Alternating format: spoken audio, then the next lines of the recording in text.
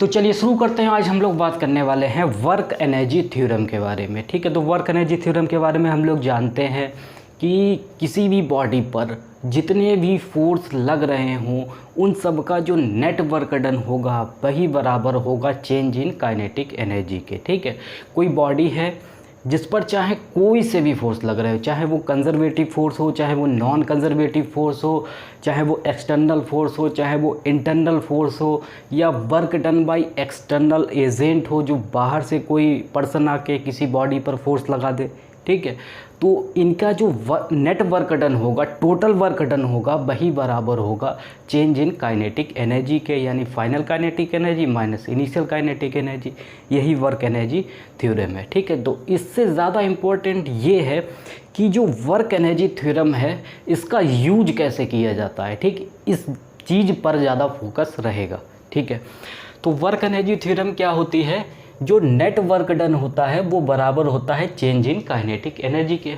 ठीक है, तो नेट वर्क डन बराबर चेंज इन काइनेटिक एनर्जी। देखो फिजिक्स में चेंज की अगर बात करें तो वो फाइनल माइनस इनिशियल होता है। ठीक है, यहाँ पे चेंज हो रहा है काइनेटिक एनर्जी में, तो final kinetic energy minus initial kinetic energy. अगर चेंज पोटेंशियल में होगा तो final potential minus initial potential. अगर चेंज वेलोसिटी में होगा तो final velocity minus initial velocity. Change अगर मोमेंटम में होगा तो final momentum minus initial momentum. ठीक है, तो नेट वर्क डन बराबर होगा चेंज इन काइनेटिक एनर्जी के। चेंज का मतलब final kinetic energy minus initial kinetic energy. ठीक है, अब किसी बॉडी पर कितने फोर्स लग सकते हैं, वो conservative force, non conservative force, चाहे वो इंटरनल फोर्स हो, एक्सटर्नल फोर्स हो, कोई बाहर से आके किसी बॉडी पर फोर्स लगा दे, उन सब का जो नेट वर्क डन बराबर चेंज इन काइनेटिक एनर्जी। ठीक है, तो कंजर्वेटिव फोर्स हो सकते हैं। कंजर्वेटिव फोर्स क्या होते हैं, जहाँ पर एनर्जी का लॉस नहीं होता है, एनर्जी कंजर्व रहती है। ठीक है, तो वो ग्रेविटेशनल फोर्स है, वो इलेक्ट्रोस्टैटिक फोर्स है, वो स्प्रिंग फोर्स है। ये तीनों फोर्स क्या है, कंजर्वेटिव फोर्स हैं। और नॉन कंजर्वेटिव फोर्स में क्या होता है, फ्रिक्शन आता है, विस्कस फोर्स आता है, और एक्सटर्नल फोर्स भी हो सकता है जो वर्क डन बाय कोई पर्सन आके लगा दे। ठीक है, थोड़ा कंजर्वेटिव फोर्स के बारे में बात करते हैं। जैसे कि ये कोई ब्लॉक है, ठीक है, अगर ये किसी स्प्रिंग से बंधा हुआ है, ठीक है, स्प्रिंग से बंधा हुआ है, ठीक, यहाँ पे कोई फ्रिक्शन विक्शन है नहीं। ठीक है, अगर हम इसको फोर्स करें, ठीक, इस पर कोई फोर्स लगाएं, तब इसके पास क्या आ जाएगी, काइनेटिक एनर्जी आ जाएगी 1/2mv²। ठीक है, फिर ये जाते जाते क्या करेगा, रुक जाएगा, यानी इसकी काइनेटिक एनर्जी क्या हो जाएगी, ज़ीरो हो जाएगी। अगर ऐसे देखें तो यहाँ पे मान लेते हैं ये रुक गया।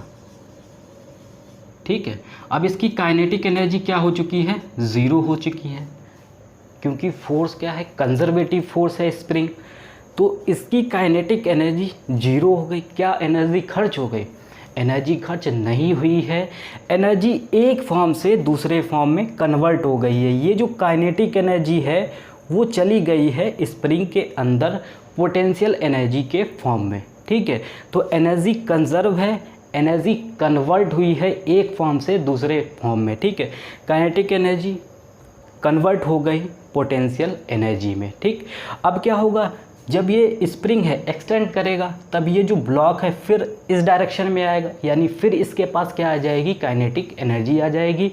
यानी ये जो काइनेटिक एनर्जी है वो बदल रही है पोटेंशियल एनर्जी के फॉर्म में और फिर मिल रही है काइनेटिक एनर्जी के फॉर्म में, यानी यहाँ पर एनर्जी क्या है, कंजर्व है। ठीक है, ऐसे ही हम किसी बॉडी को ऊपर फेंकें तो अभी इसके पास क्या है, काइनेटिक एनर्जी, ये ऊपर जा रहा है, धीरे धीरे इसकी काइनेटिक एनर्जी किस में बदल रही होगी, पोटेंशियल एनर्जी में। और जब ये मैक्सिमम हाइट पर पहुंच जाएगा, स्पीड क्या हो जाएगी, जीरो हो जाएगी, तो इसकी जो सारी काइनेटिक एनर्जी है वो कन्वर्ट हो चुकी होगी पोटेंशियल एनर्जी में। फिर ये जब बॉडी नीचे आएगी तब धीरे धीरे इसकी पोटेंशियल एनर्जी किस में कन्वर्ट हो जाएगी, काइनेटिक एनर्जी में। ठीक है, तो ग्रेविटेशनल फोर्स भी क्या हुआ, कंजर्वेटिव फोर्स हुआ। ऐसे ही इलेक्ट्रोस्टैटिक फोर्स भी कंजर्वेटिव फोर्स होता है। फ्रिक्शन के बारे में हम लोग जानते हैं कि ये रिलेटिव मोशन का अपोज करता है। ठीक, यहीं पे देख लेते हैं, जैसे यहाँ पे फ्रिक्शन हो, ठीक है, ये रफ सरफेस हो, तो फ्रिक्शन किधर लगेगा, बैकवर्ड डायरेक्शन में। फिर जो एनर्जी इस स्प्रिंग में कंजर्व हुई थी, स्टोर हुई थी, उतनी एनर्जी स्टोर नहीं होगी, क्योंकि ये जो फ्रिक्शन है ये एनर्जी का लॉस कर देगा, एनर्जी को खर्च कर देगा। ठीक है, तो फ्रिक्शन और विस्कस फोर्स क्या हुए, नॉन कंजर्वेटिव फोर्स है, ये एनर्जी का लॉस कर देते हैं। अब कोई बाहर से आके किसी बॉडी पर फोर्स लगा दे, जैसे कि कोई बॉडी है ऐसे आ रही है, कोई बाहर से आके इस पर फोर्स लगा दे, तो इसकी काइनेटिक एनर्जी क्या होगी, डिक्रीज़ हो जाएगी। अगर ये इस डायरेक्शन में जा रहा तो बाहर से इसी डायरेक्शन में फोर्स लगा दे तो इसकी काइनेटिक एनर्जी बढ़ जाएगी। ठीक है, तो ये जो फोर्स होते हैं इन सब का जो नेट वर्क डन होगा वही बराबर होगा चेंज इन काइनेटिक एनर्जी के। ठीक है, अब इसको हम थोड़ा अच्छे से समझते हैं कि वर्क एनर्जी थ्योरम यूज कैसे करते हैं। ठीक, ये मेन चीज़ है, तो इसको हटाते हैं।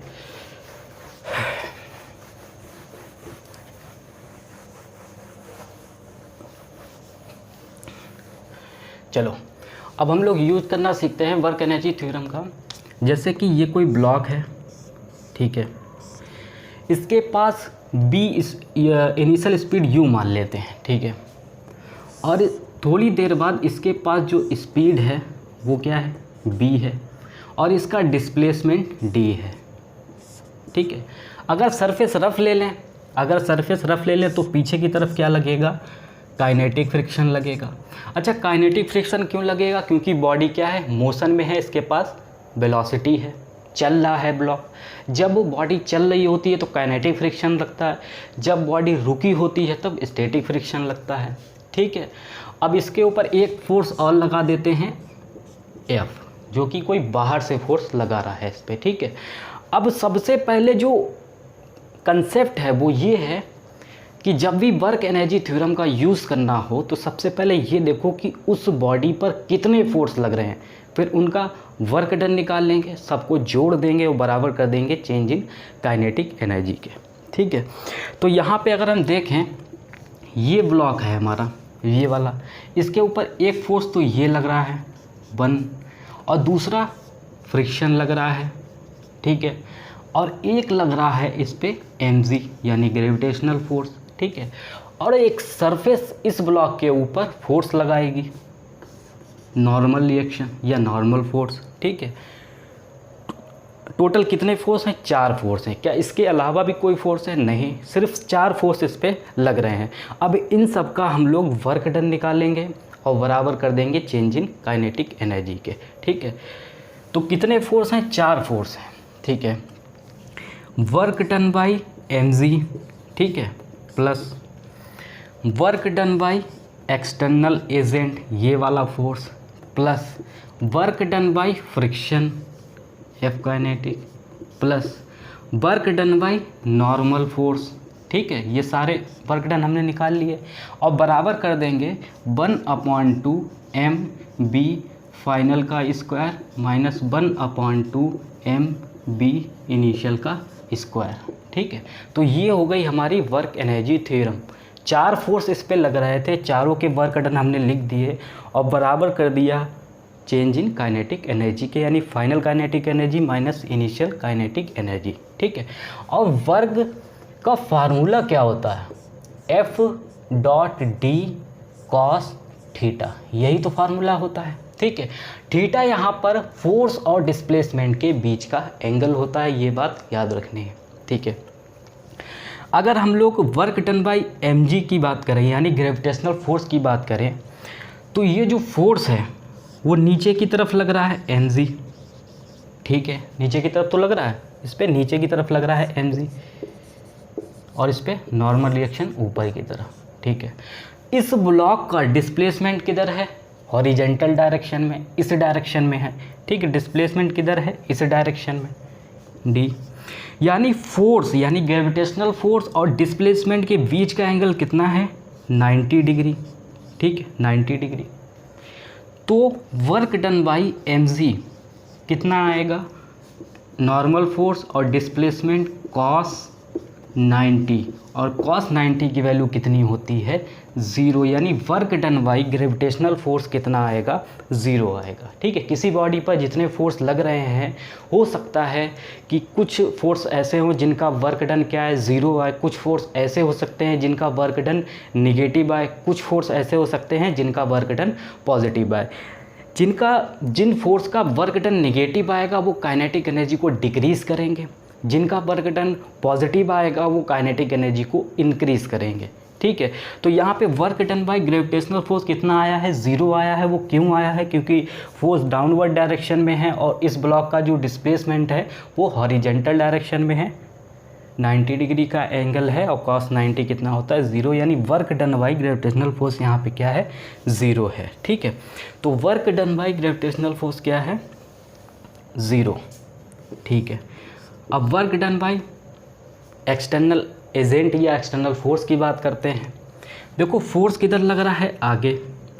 इस ब्लॉक का डिस्प्लेसमेंट भी किधर है, आगे। ठीक है, यानी फोर्स और डिस्प्लेसमेंट के बीच का एंगल, जब दो वेक्टर एक ही डायरेक्शन में होते हैं तो उनके बीच का एंगल कितना होगा, 0 होता है। ठीक है, यानी अगर work done by external agent की बात कर रहे हैं तो एफ डी कॉस 0, और cos 0 की वैल्यू कितनी होती है, 1। यानी work done by external agent आएगा एफ डी। ठीक है, यानी पॉजिटिव आएगा ये। ठीक, तो पॉजिटिव आएगा। तो ये तो आया था हमारा 0 और ये आया है एफ डॉट टी। डॉट क्या, इसको इनटू लगा सकते हैं, गुणा।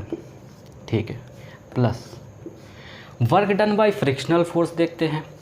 फ्रिक्शनल फोर्स इस बॉडी पर किधर लग रहा है, बैकवर्ड डायरेक्शन में। ठीक है, फ्रिक्शनल फोर्स, और इस बॉडी का डिस्प्लेसमेंट किधर है, आगे की तरफ, ऐसे। ठीक है, दो वेक्टर जब अपोजिट डायरेक्शन में हो तो उनके बीच में कितने का एंगल होता है, 180, और cos 180 की वैल्यू कितनी होती है, -1। यानी जो वर्क डन आएगा फ्रिक्शन का वो कितना आएगा, निगेटिव आएगा। ठीक है, क्या आएगा, निगेटिव फोर्स इनटू डिस्प्लेसमेंट। ठीक है, फोर्स इनटू डिस्प्लेसमेंट। अगर वर्क डन बाय नॉर्मल की बात करें तो नॉर्मल फोर्स किधर लग रहा है, ऊपर। ठीक है, अपवर्ड डायरेक्शन में। ब्लॉक किधर जा रहा है, आगे, यानी इसका डिस्प्लेसमेंट किधर है, आगे, और नॉर्मल फोर्स किधर लग रहा है, अपवर्ड डायरेक्शन में। बीच में कितने का एंगल, 90 डिग्री का एंगल। cos 90 कितना होगा, 0। यानी वर्क डन बाय नॉर्मल कितना आएगा, 0। ठीक है, और initial kinetic energy, final kinetic energy क्या है, v का स्क्वायर 1/2 mv। इनिशियल वेलोसिटी कितनी है, u का स्क्वायर। ठीक है, तो ये है हमारी वर्क एनर्जी थ्योरम। ठीक है, यहाँ पे दो फोर्स जो वर्क कर रहे हैं उनका वर्क डन कितना है, 0 है। कौन कौन से फोर्स हैं, एक तो है ग्रेविटेशनल फोर्स, एक है नॉर्मल फोर्स। ठीक है, और एक फोर्स ऐसा है जिसका वर्क डन क्या है, निगेटिव है। कौन सा फोर्स है, फ्रिक्शनल फोर्स, और एक का पॉजिटिव है। ठीक, इसको थोड़ा सही से अगर लिख दें तो F into D minus F के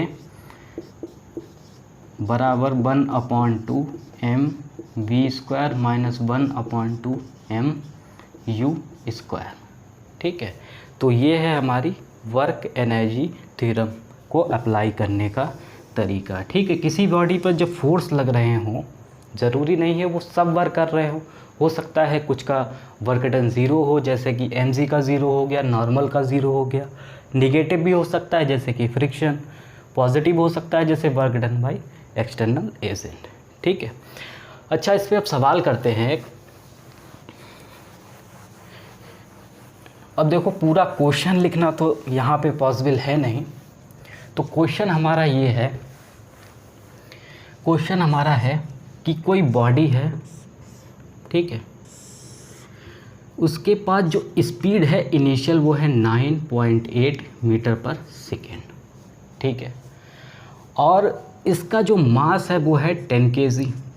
ठीक है, और यहाँ पे g की जो वैल्यू लेनी है वो है 9.8 मीटर पर सेकेंड स्क्वायर। ठीक, और यहाँ पे सरफेस क्या है, रफ़ है, तो म्यू की वैल्यू भी होनी ही चाहिए, 0.5 है। क्वेश्चन ये था कि ये जो ब्लॉक है वो 9.8 मीटर पर सेकेंड की स्पीड से चल रहा है, और इस बॉडी यानी इस ब्लॉक का रुकने से पहले ये कितना डिस्प्लेसमेंट तय कर चुका होगा। यानी ये जो ब्लॉक है जब रुकेगा तो इसका डिस्प्लेसमेंट कितना होगा। ठीक है, यानी रुकने की बात की है तो फाइनल वेलोसिटी क्या होनी चाहिए, 0 होनी चाहिए, ये इनिशियल वेलोसिटी है। ठीक है, तो अगर वर्क एनर्जी थ्योरम लगाएं तब तो इसका आंसर आ जाएगा। इसको और भी तरीके से हम लोग लगा सकते हैं, क्योंकि यहाँ पे सरफेस क्या है, रफ है, तो पीछे की तरफ क्या लगेगा, एफ काइनेटिक। काइनेटिक क्यों लगेगा, क्योंकि बॉडी क्या है, चल रही है, ठीक है। तो अच्छा ये बताओ, अगर फ्रिक्शन फोर्स लग रहा है, फ्रिक्शन फोर्स लग रहा है, तो इसका मतलब इसमें क्या आएगा, रिटार्डेशन आएगा, यानी कि इसकी जो स्पीड है वो कम होती रहेगी, ठीक है। यानी रिटार्डेशन आएगा, वो किसकी वजह से आएगा, वो फ्रिक्शन फोर्स की वजह से आएगा, ठीक है। तो फ्रिक्शन फोर्स का हम लोग फार्मूला जानते हैं, ठीक है। फोर्स इक्वल टू होता है मास इनटू एक्सेलरेशन, और फ्रिक्शन फोर्स का म्यू और नॉर्मल बराबर मास इनटू एक्सेलरेशन, ठीक है। Force equal to mass into acceleration, और काइनेटिक फ्रिक्शन का फार्मूला होता है म्यू इनटू एन। देखो ये जो बॉडी है इस पे नीचे की तरफ लग रहा है mg, और ये सरफेस इस ब्लॉक पे लगा रही है नॉर्मल रिएक्शन। अब ये जो ब्लॉक है ऊपर तो जा नहीं रहा, ना ही नीचे आ रहा, यानी ये फोर्स और ये फोर्स आपस में क्या होंगे, बराबर होंगे। तो म्यू mg मास इनटू एक्सेलरेशन, m से m कैंसिल, और एक्सेलरेशन की वैल्यू कितनी आ गई, म्यू g, ठीक है। ये एक्सेलरेशन की वैल्यू आ गई। यहाँ पे देखो एक्सेलरेशन क्या है, म्यू जी, म्यू की वैल्यू कितनी है 0.5, और जी की वैल्यू कितनी लेनी है, क्वेश्चन में कहा है 9.8 मीटर पर सेकेंड स्क्वायर। ना म्यू बदलेगा ना ही जी की वैल्यू बदलेगी, यानी एक्सेलरेशन क्या है, कांस्टेंट। और जब एक्सेलरेशन कांस्टेंट होता है तो हम लोग लगा सकते हैं मोशन की equation v square equal to u square plus 2as, ठीक है। क्योंकि फाइनली ब्लॉक को रुकना है तो फाइनल वेलोसिटी तो ज़ीरो हो जाएगी, ठीक है। फाइनल वेलोसिटी क्या हो जाएगी, ज़ीरो। इनिशियल वेलोसिटी हमें पता है 9.8 मीटर पर सेकेंड, और एक्सेलरेशन की वैल्यू हम लोग यहाँ से निकाल लेंगे, म्यू की वैल्यू रखें और जी की वैल्यू रखें, तो हमारा डिस्प्लेसमेंट, ये जो डिस्प्लेसमेंट है डी, ये जो डिस्प्लेसमेंट डी बोल दें, एस बोल दें, वो आ जाएगा, ठीक। एक तरीका तो ये हो गया, लेकिन हम लोग पढ़ रहे हैं वर्क एनर्जी थ्योरम, तो हम लोग वर्क एनर्जी थ्योरम से लगाते हैं, इसको हटाते हैं। चलो ठीक है, वर्क एनर्जी थ्योरम जब हम लोग लगाते हैं तो सबसे पहले हमें पता होना चाहिए कि जिस बॉडी के बारे में बात कर रहे हैं उस बॉडी पर कितने फोर्स लग रहे हैं। तो यहाँ पे हमें कितने फोर्स दिखाई दे रहे हैं, सबसे पहले ये हमें पता करना है। रफ सरफेस है, पीछे की तरफ तो फ्रिक्शन दिखाई दे रहा है, ठीक है। क्या कोई और फोर्स लग रहा है, कोई भी फोर्स नहीं लग रहा, सिर्फ एक ही फोर्स लग रहा है, वो है फ्रिक्शनल फोर्स। इसके अलावा तो कोई फोर्स है नहीं, एक ही फोर्स है। तो यहाँ पे हम लोग लगाएंगे आराम से work energy theorem, work done by friction, ठीक है। अब देखो फ्रिक्शन किधर लग रहा है, पीछे की तरफ, और जो ब्लॉक जा रहा है आगे की तरफ, यानी वर्क डन क्या आएगा, निगेटिव आएगा, ठीक है। क्योंकि 180 का एंगल होगा, cos 180 -1 होता है, ठीक है। तो यही एक फोर्स है, तो ये बराबर हो जाएगा चेंज इन काइनेटिक एनर्जी के, यानी 1/2 mv फाइनल का स्क्वायर माइनस 1/2 mv इनिशियल का स्क्वायर, ठीक है। फाइनली जो ब्लॉक है उसे रुकना है, यानी फाइनल काइनेटिक एनर्जी क्या होगी, ज़ीरो होगी, तो ये तो ज़ीरो हो जाएगी, ठीक है। ये तो ज़ीरो हो जाएगी, तो माइनस, अब यहाँ पे देखो एफ के डी, ठीक है, फोर्स इनटू डिस्प्लेसमेंट। वर्क क्या होता है, force into displacement.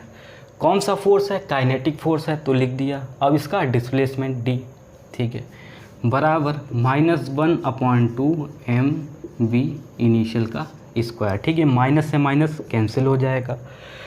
Kinetic friction का फार्मूला जानते हैं, क्या होता है, म्यू इनटू नॉर्मल, और ये डिस्प्लेसमेंट बराबर 1/2 mv इनिशियल का स्क्वायर, ठीक है।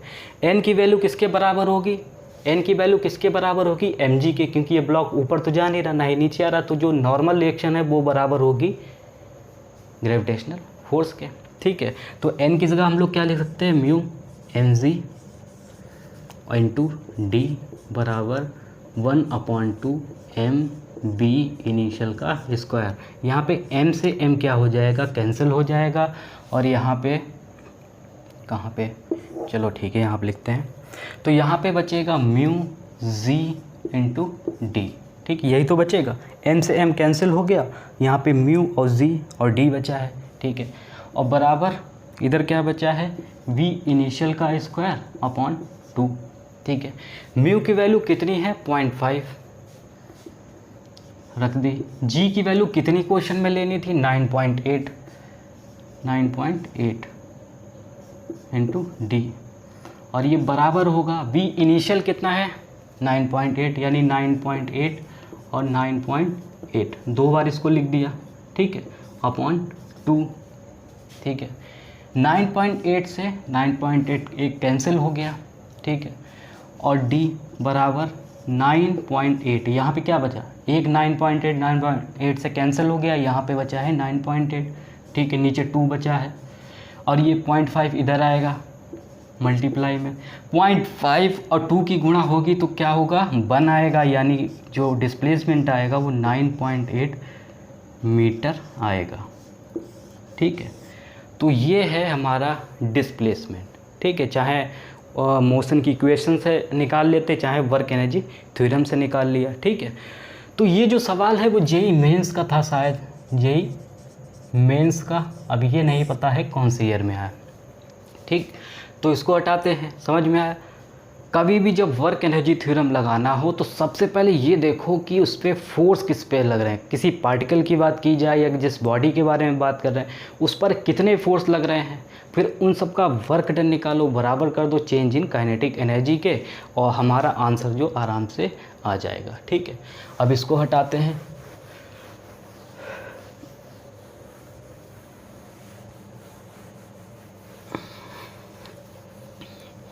ठीक है। अब एक क्वेश्चन और है जो शायद नीट 2017 में आया था, ठीक है। क्वेश्चन क्या था, क्वेश्चन ये था कि कोई बारिश की एक बूंद है जो ज़मीन से 1 किलोमीटर ऊपर है, 1 किलोमीटर ऊपर है, और इसका जो मास है वो 1 ग्राम है, ठीक है। और जब ये बूंद सरफेस पर पहुंचती है या ज़मीन पर पहुंचती है तब इसकी जो स्पीड है वो है 50 मीटर पर सेकेंड, ठीक है, 50 मीटर पर सेकेंड। और इसमें पूछा था कि work done by gravitational force बताओ और work done by air friction बताओ, ठीक है। ये दो चीज़ें इस पर पूछी थी, ठीक। देखो वर्क डन बाय जो ग्रेविटेशनल फोर्स है वो तो हम आराम से निकाल सकते हैं, ठीक है। देखो वर्क डन बाय mg, ठीक है। वर्क डन होता क्या है, फोर्स इनटू डिस्प्लेसमेंट, ठीक है, यानी फोर्स क्या है mg और इसका डिस्प्लेसमेंट, ठीक। अब देखो यहाँ पे यूनिट सेम कर लेते हैं, यहाँ पे क्या है मीटर पर सेकेंड में स्पीड दी हुई है और जो दूरी है जो डिस्प्लेसमेंट है वो किलोमीटर में है, तो इसको चेंज करते हैं 10⁻³ मीटर में, और ग्राम में किलोग्राम में बदलते हैं तो ये 10⁻³ किलोग्राम, ठीक। m की वैल्यू पता है, g की वैल्यू पता है, यानी हमें फोर्स पता है, और ये जो बूंद है बारिश की वो इसका डिस्प्लेसमेंट कितना है 10⁻³ मीटर, यानी फोर्स भी पता है डिस्प्लेसमेंट भी पता है, ठीक है। m की वैल्यू कितनी है 10⁻³ g की वैल्यू 10 ले लेते हैं और डिस्प्लेसमेंट कितना है 10⁻³, तो इससे ये क्या हो गया कैंसिल हो गया, तो 10 कितना आया जूल, ठीक है। तो work done by gravitational force तो आ गया 10 जूल, यहाँ पे इसको लिख देते हैं 10 जूल, ठीक है। लेकिन अगर हम वर्क डन बाय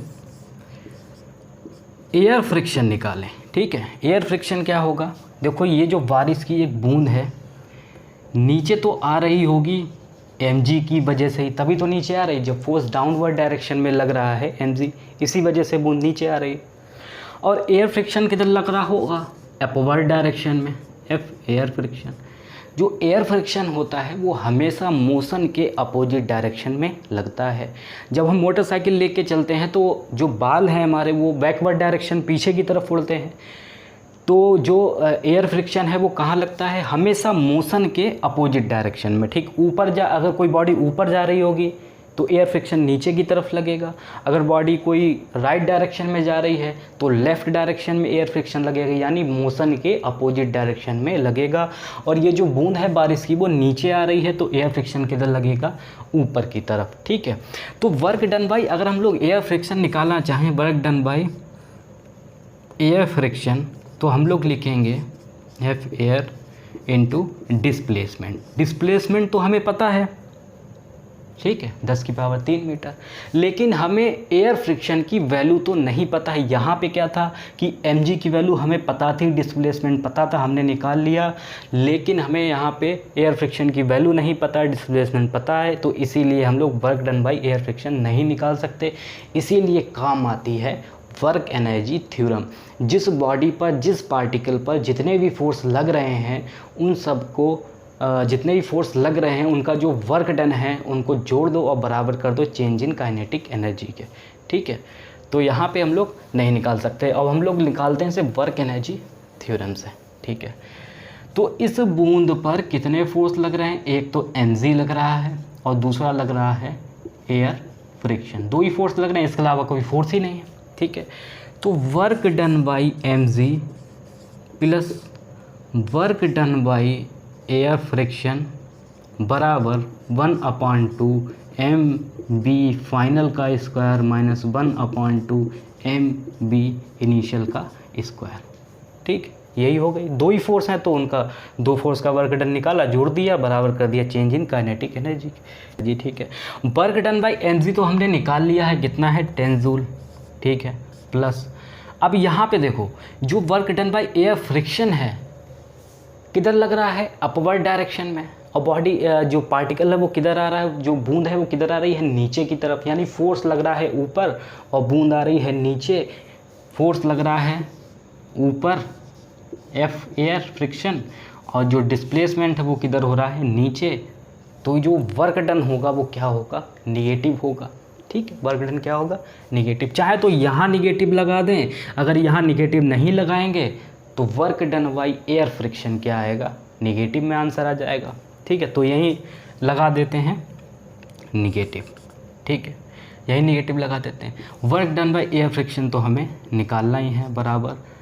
अब देखो इसमें एक और चीज़ है, जब जो बूंद है बारिश की, ठीक है, जो बारिश की बूंद है, जब वो बादल से छूटी होगी, जब बादल क्या है, रेस्ट पर है, जब वो बादल से छूटी होगी तो उस समय इसकी इनिशियल वेलोसिटी क्या होगी, 0 होगी। जब उस पर acceleration due to gravity work करेगा तब उसके पास उसकी वेलोसिटी में चेंज आएगा, यानी उसके पास रफ्तार आएगी। यानी इनिशियल जो रेन ड्रॉप है इसकी जो वेलोसिटी है वो क्या होगी, 0 होगी, ठीक है। तो इनिशियल वेलोसिटी इसकी क्या होगी, वो 0 होगी, ठीक है। तो 1/2 m कितना है, 10⁻³ और फाइनल स्पीड कितनी है, 50 × 50 लिख लेते हैं, ठीक है। इसको हटा देते हैं, ठीक है। अब इस 10⁻³ को अगर नीचे ले आएं तो ये ऐसे लिख सकते हैं, एक 0 से एक 0 कैंसिल, इस 0 से ये 0 कैंसिल, 5 2 जा 10, यहाँ 5 बचा है, यहाँ 5 बचा है, 5 और नीचे 2 2 जा 4, ठीक है। तो ये कितना आएगा, 1.25, ठीक। तो यहाँ पे है 10 minus work done by air friction हमें निकालना है बराबर 1.25। तो work done by air friction 10 minus 1.25, ठीक है। तो कितना आएगा ये 8.75, ठीक है, 25 8.75 इतना आएगा work done by air friction, 8.75, ठीक है। Minus work done by air friction को उधर ले गए और 1.25 को इधर लेके आए, तो ये हमारा क्या बन गया, आंसर, ठीक है। तो work done by air friction कितना है, 8.5। अगर यहाँ पे माइनस ना लगाते तो ये माइनस में होता, अगर ये माइनस में आता तो क्या बताता कि जो पार्टिकल का डिस्प्लेसमेंट है उसके अपोजिट डायरेक्शन में फोर्स लग रहा है, ठीक, ठीक है। अब हम लोग आगे बढ़ते हैं इस वाले सवाल के ऊपर जो दिया गया है हमें, ठीक। अब देखो ये जो सवाल है इसको ध्यान से देखो। A block of mass m is kept on a platform which start from rest with constant acceleration g/2 upward as shown in figure. Work done by normal reaction on the block in time t is, ये कह रहे हैं कि कोई block है, ठीक है, ये जो ब्लॉक है ये a इक्वल टू g/2 से ऊपर जा रहा है, अपवर्ड डायरेक्शन में, कहा अपवर्ड डायरेक्शन में, और ये रेस्ट से स्टार्ट होता है, यानी इसकी इनिशियल काइनेटिक एनर्जी क्या होगी, वो ज़ीरो होगी, ठीक है, इनिशियल काइनेटिक एनर्जी ज़ीरो होगी, और टी टाइम में बताना है, और इसका मास कितना है m, ठीक है। टी टाइम में जो वर्क डन है वो नॉर्मल रिएक्शन बताना है, ठीक, work done by normal reaction, ये हमें बताना है, ठीक है, क्या बताना है, work done by normal reaction, ठीक है। अब देखो इस क्वेश्चन को हम दो तरीके से कर सकते हैं, इस क्वेश्चन को दो तरीके से करते हैं।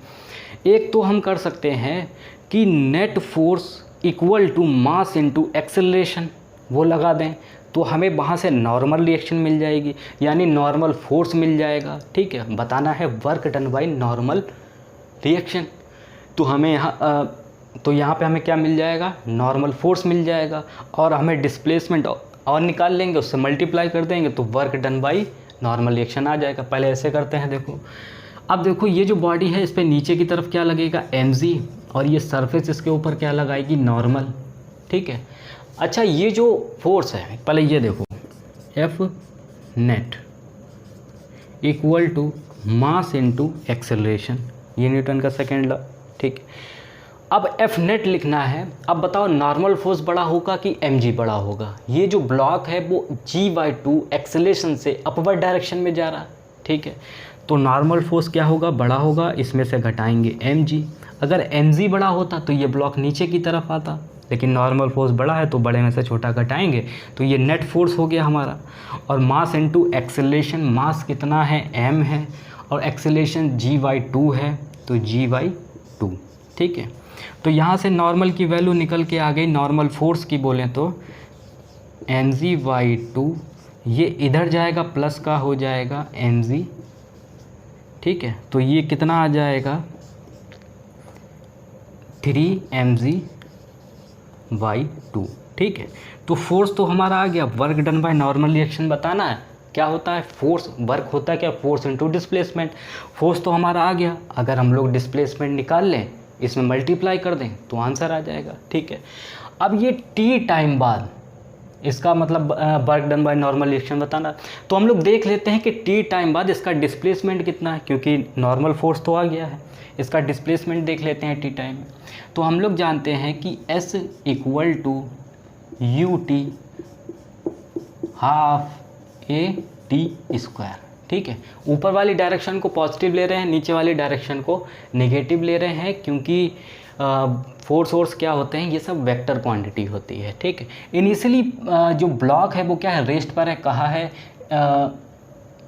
ऑन द प्लेटफॉर्म विच ये ला स्टार्ट फ्रॉम रेस्ट, ठीक है। तो कहाँ से स्टार्ट करता है, रेस्ट से स्टार्ट करता है, तो इनिशियल वेलोसिटी, इस इनिशियल स्पीड इसकी क्या होगी, 0 होगी। तो S इक्वल टू 1/2, एक्सेलरेशन कितना है, g/2,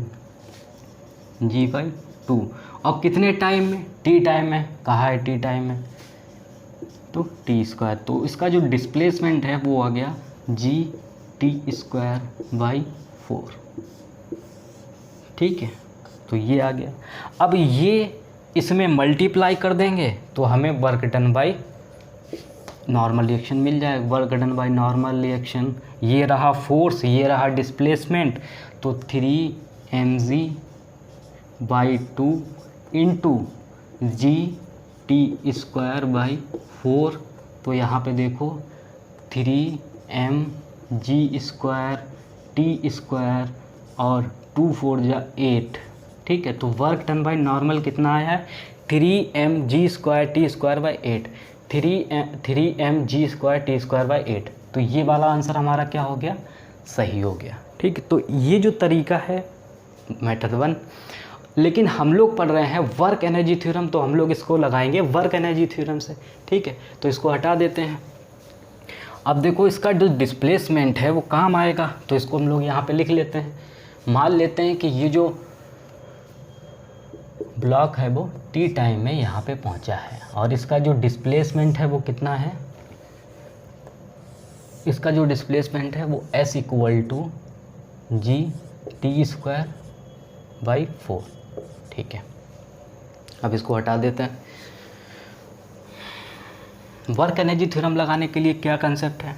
सबसे पहले बॉडी पर या पार्टिकल पर लगने वाले फोर्स को गिनो, फिर उनका वर्क डन निकालो और उनको जोड़ दो और बराबर कर दो चेंज इन काइनेटिक एनर्जी के। ठीक है, इस बॉडी पर कितने फोर्स लग रहे हैं? एक तो mg लग रहा है और एक तो नॉर्मल लग रहा है। क्या इसके अलावा कोई फोर्स लग रहा है? ये जो बॉडी है वो इस डायरेक्शन में तो चल नहीं रही है, ना इस डायरेक्शन में चल रही है, ऊपर जा रही है, तो एक mg नीचे की तरफ लग रहा है और ये सरफेस इसके ऊपर लगा रही है नॉर्मल रिएक्शन। दो ही फोर्स लग रहे हैं, तो work done by mg plus work done by normal, यही हमको चाहिए है, यही हमको चाहिए, work done by normal reaction, work done by normal reaction on the block. ठीक है, यही हमको चाहिए। दो ही फोर्स लग रहे हैं, तो work done by mg work done by normal बराबर 1/2 mb फाइनल का स्क्वायर माइनस 1/2 mb इनिशियल का स्क्वायर। ठीक है,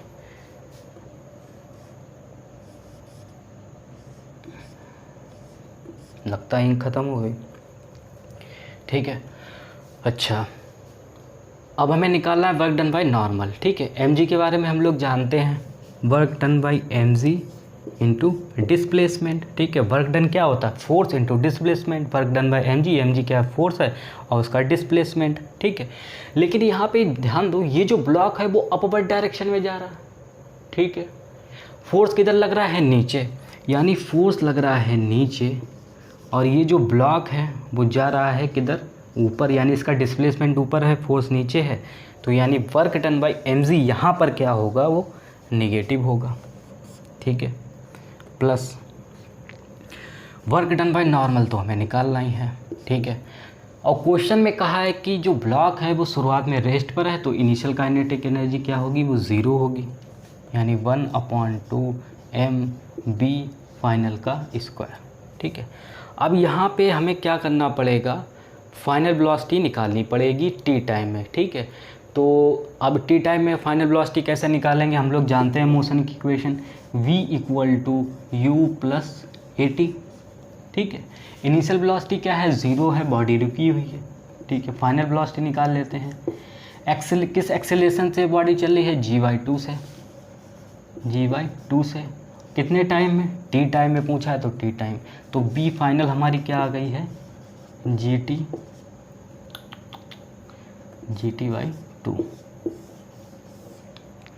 ठीक है,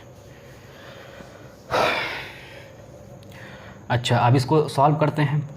ये हमारा फोर्स हो गया mg और डिस्प्लेसमेंट है कितना? ठीक है, फोर्स तो लग रहा है नीचे, लेकिन इस बॉडी का डिस्प्लेसमेंट कितना है?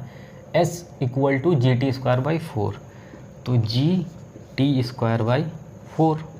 ठीक है, GT²/4 plus work done by normal, ये तो हमको चाहिए है, और 1/2 mb फाइनल कितना है? ये रहा, यानी g² और T²/4। ठीक है, अब इसको उधर ले जाते हैं तो क्या हो जाएगा? इस सबको हटा देते हैं, पॉजिटिव। ठीक, ये इधर जाएगा, क्या हो जाएगा? पॉजिटिव हो जाएगा। तो वर्क डन बाई नॉर्मल बराबर mg²T²/8। ठीक है, ये 2 4 जा 8 हो गया। ठीक है, अब ये इधर आएगा तो काहे का हो जाएगा? पॉजिटिव का, प्लस mg²T²/4। ठीक है, अब क्या करेंगे? इसमें एलसीएम कितना आएगा? 8 आएगा। ठीक, एलसीएम तो लेना आता होगा, 8 आएगा, तो 8 से कैंसिल हो जाएगा, यहाँ पे हो जाएगा mg²T² प्लस, और यहाँ पे 2 बार जाएगा तो 2mg²T²। ठीक है, एलसीएम तो लेना आता होगा, यहाँ पे 8 एलसीएम आएगा, तो 8 से ये कैंसिल हो जाएगा, तो ये पूरी वैल्यू लिख दी जाएगी। यहाँ पे 4 2 जाएगा तो 2 से मल्टीप्लाई होगा, तो 2mg²T²/4। अब देखो mg²T² और 2mg²T², ये कितना हो जाएगा? 3। ये कितना हो जाएगा? 3mg²T²/8।